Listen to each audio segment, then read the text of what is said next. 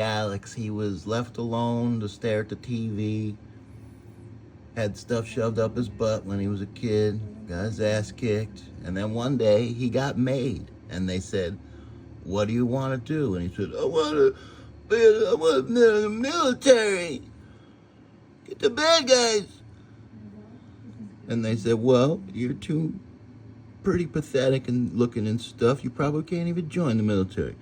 Why don't we just give you billions of dollars, and then you could say that you're a military contractor. You're a military contractor. You're going to make a secret operating system that uses classified technology to show where everybody is. You can see all the troops. You can see them on your screen.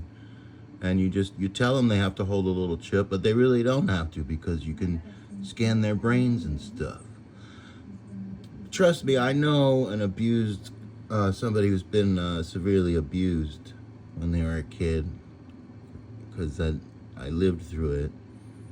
Now, you have a severe lisp like that guy has. You're at the very least severely neglected when you're a kid, and now suddenly he's a billionaire with a company that doesn't do anything.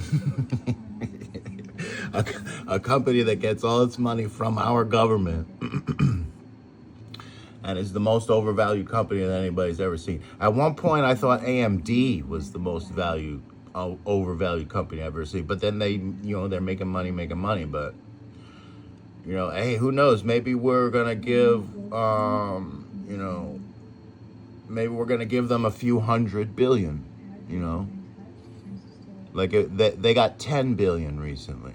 So if they can start getting 100 billion from the government, then this stock price could be justified. So I shorted it here, and I'm still holding that short. Then I shorted another one here, and I was in the profit here, and I decided to hold it. I'm like, what are you doing? And I'm going to short it again here, because look, it's going to take this dip, use this for support, and then the pedophiles are going to come in, bounce it to here, and I'm going to short it up here again.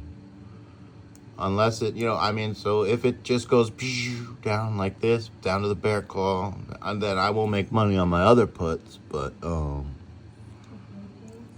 yeah, that's what I think about Palantir. The guy is made, he's being handed everything. And so now he's worth $18 billion, because of a fake company that doesn't do anything. He's got, and he's yelling like a little kid on CNBC. That's the sign of someone who was severely abused. You're 60, 70 years old and you're yelling like a little kid.